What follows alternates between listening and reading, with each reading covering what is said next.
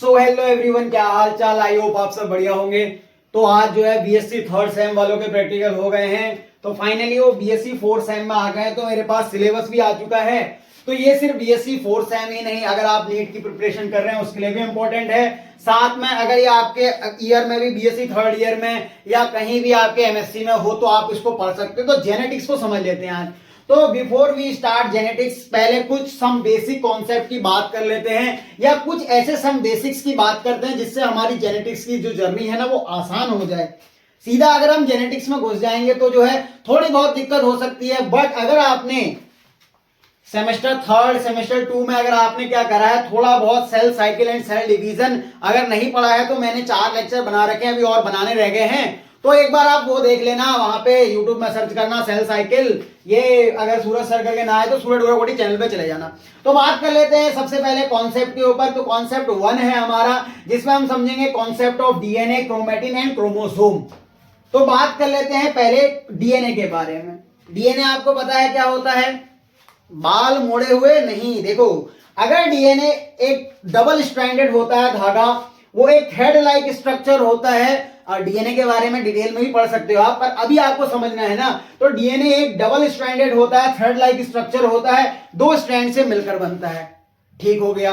अब डीएनए की अगर कंडेंसेशन हो जाए, मान लो आपके पास डीएनए है कोई ऐसा ऐसा कैसा ऐसा। अब ये तो सिंगल स्ट्रैंड है सर, मान लो डबल स्ट्रैंड है। अगर मैं इसकी कंडेंसेशन करूं, देखो इसको मैं फोल्ड कर रहा हूं, धीरे धीरे कंडेंसेशन कर रहा हूं। तो पहले मान लो इतना था, देखो इतना लंबा है ना, पर मैं अगर इसको कंडेंस करूंगा, थोड़ा सा इसको फोल्ड करते रहूंगा, तो देखो ये जगह जो है कम एक्वायर करेगा, यानी अब ये कम जगह में आने लगेगा। तो देखो ये थोड़ा सा मैंने कंडेंस किया, तो डीएनए जब कंडेंस होने लगा तो इसको क्या बोलूंगा मैं? क्रोमेटिन। ज्यादा घूम नहीं रहा है मुझसे। तो ये क्या है? क्रोमेटिन। मान लो डीएनए इतना लंबा था, पहले इसको मैं खींच के दिखा रहा हूं, पर मैं इसको कंडेंस करना शुरू कर रहा हूं तो ये कम जगह में आ रहा है। तो इस डीएनए को मैंने थोड़ा कंडेंस किया, तो इसको बोला क्रोमेटिन। अब क्रोमेटिन के भी टाइप होते हैं, यूक्रोमेटिन और हेट्रोक्रोमेटिन। है यूक्रोमेटिन क्या होता है? कम कंडेंस। पर मैं इसको फर्दर कंडेंस करते जाऊं और मोड़ते जाऊं और मोड़ते जाऊं तो क्या होगा? ये बहुत ज्यादा कंडेंस हो जाएगा, तो इसको हेट्रोक्रोमेटिन कहते हैं। अब ये क्रोमेटिन जो होता है ना, डीएनए को क्रोमेटिन के रूप में क्यों कन्वर्ट किया जाता है? आपको ये पता है न्यूक्लियस का डायमीटर कितना है? न्यूक्लियस का डायमीटर होता है 10⁻⁻⁶, और जो ह्यूमन का डीएनए होता है वो लगभग 2.2 मीटर इतना बड़ा। अब इतने बड़े डीएनए को इतने से क्या कहते हैं, हमें न्यूक्लियस में लाना है। अब इतने से न्यूक्लियस में लाने के लिए इतने बड़े डीएनए को हमें क्या करना पड़ेगा? ऐसे खुले रख देंगे क्या? नहीं, इसको कंडेंस करना पड़ेगा। तो कंडेंसेशन होती है, तो कंडेंस करने के लिए कुछ प्रोटीन लगी होती है, जिससे डीएनए की कॉइलिंग होती है। डीएनए क्या होता है? नेगेटिवली चार्ज होता है, इसीलिए उसमें क्या होते हैं? पॉजिटिव हिस्टोन प्रोटीन होते हैं। किसके केस में? As a case of eukaryotic. होता क्या है कि अगर ये हिस्टोन प्रोटीन इसके अंदर चारों तरफ डीएनए ऐसे रैप हो जाएगा और जो है फुल्ली कंडेंस होने लगेगा। अगर डीएनए थ्रेड लाइक स्ट्रक्चर है, बहुत लंबा है, डबल स्ट्रैंडेड है, 2.2 मीटर है, 10⁻⁻⁶ के न्यूक्लियस में आना बहुत ही मुश्किल है। इसके लिए क्या होता है? डीएनए आपको पता है नेगेटिवली चार्ज होता है। इस नेगेटिवली चार्ज पार्टिकल को अगर कोई रैप कर सकता है तो पॉजिटिवली चार्ज होगा। इसलिए इसमें जो प्रोटीन पाई जाती है वो हिस्टोन प्रोटीन होती है, पॉजिटिवली चार्ज होती है डीएनए के कंडेंसेशन के लिए, यानी मुड़ने के लिए। कई मुझसे कह रहे थे आप हिंदी में भी पढ़ाया करो। यार मैं बहुत हिंदी में पढ़ाता हूं।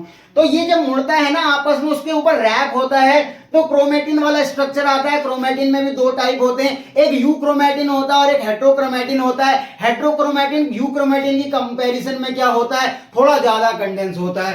पर जब सेल को डिवाइड करना होता है तो ऐसा तो नहीं कि डीएनए 20 से काट दो। हम कहते हैं ना डीएनए डबल होता है और डिवाइड होता है। आपने ये सेल साइकिल के फेज पढ़े, G1 phase, S phase, G2 phase, M phase. S phase में क्या होता है? डीएनए डबल होता है। तो क्या होगा यहाँ पे? जब डीएनए डबल होता है और बाद में अलग हो जाता है, क्या डीएनए को काटते नहीं, उसकी कंडेंस फॉर्म भी बनती है। तो डीएनए से क्रोमेटिन, क्रोमेटिन से क्रोमोसोम। अगर आपसे पूछा जाए which of the most condense form of DNA, तो डीएनए की जो मोस्ट कंडेंस फॉर्म होती है वो क्या होती है? क्रोमोसोम। क्रोमोसोम के बारे में भी बताऊंगा, टेंशन मत लेना। ठीक है, तो डीएनए कंडेंस हुआ, क्रोमेटिन बना, और जो क्रोमोसोम होता है इसमें भी डीएनए होता है और प्रोटीन होता है। तो डीएनए से क्रोमेटिन बनता है कंडेंसेशन से, उसकी फर्दर कंडेंसेशन से क्रोमोसोम बनता है। आपको ये याद रखना है। अब बात कर लेते हैं किसके बारे में, जीन के बारे में बात कर लेते हैं। तो जीन क्या होता है उसके ऊपर बात करते हैं। तो पहले आपको डीएनए समझ में आया नहीं आया? आ गया है तो एक बार हाँ लिख देना चैट में। ठीक हो गया, आगे बढ़ते हैं। तो देखो अगर ये इतना बड़ा डीएनए है, इतना बड़ा, ठीक है, इतना बड़ा डीएनए, अब क्या पूरे डीएनए में इंफॉर्मेशन होगी क्या? नहीं होगी। अगर मैं आपसे कहूं 2.2 मीटर लंबा डीएनए है तो इसमें कुछ कोडिंग रीजन होते हैं, नॉन कोडिंग रीजन होते हैं। इतने बड़े डीएनए में सारी इंफॉर्मेशन होती है? होती है।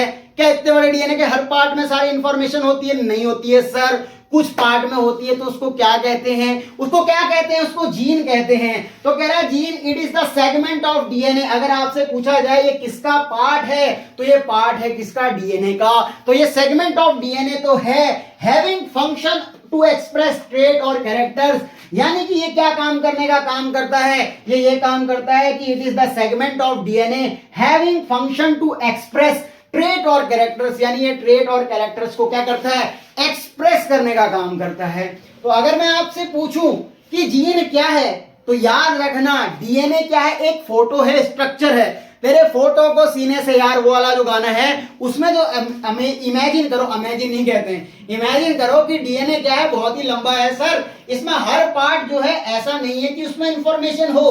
तो डीएनए क्या है? एक स्ट्रक्चर है और जीन उसका फंक्शन है। मतलब जीन क्या करता है? एक्सप्रेस करता है कैरेक्टर को, ट्रेट को। तो अगर आपसे पूछा जाए कि डीएनए क्या है, तो डीएनए एक स्ट्रक्चर है। वहीं पर अगर हम बात कर रहे जीन क्या है, उसका फंक्शन है। तो मैं आपसे कहूं, एक क्वेश्चन आपके मुंह पे दे मारूं। क्वेश्चन आपसे क्या कह रहा है? Which one of the following is only nucleic acid? बताओ इसमें से कौन सा न्यूक्लिक एसिड है। अगर आपने ध्यान से देखा होगा तो आपको यह समझ में आया होगा कि डीएनए क्या होता है? न्यूक्लिक एसिड होता है। जब वो क्रोमैटिन बनता है डीएनए के कंडेंसेशन से, तो उसमें क्या होता है? प्रोटीन प्रेजेंट होती है जिसके माध्यम से वो कंडेंस होता है। तो क्रोमैटिन में क्या होगा?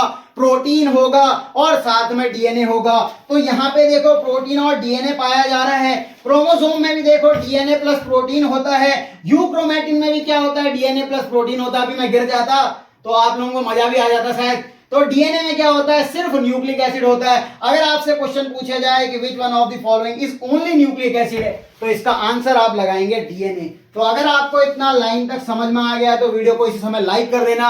आगे बढ़ते हैं, इसको नोट कर लो एक बार।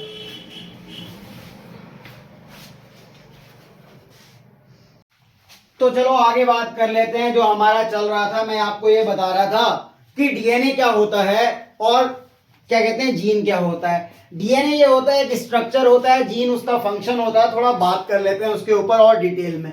देखो मैंने आपके सामने डीएनए बनाया है।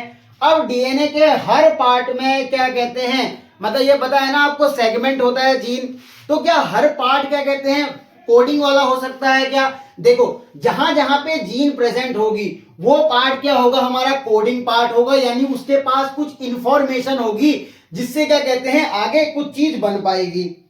ठीक है, पर पूरा पार्ट ऐसा नहीं होता है कि जिसमें कोडिंग वाला पार्ट हो, यानी जहां पे जीन नहीं पाई जाती उसको नॉन कोडिंग रीजन कहते हैं। इसीलिए हमारा जो डीएनए होता है ना, वो दो पार्ट्स में डिवाइड होता है। एक होता है कोडिंग डीएनए, एक होता है नॉट कोडिंग डीएनए।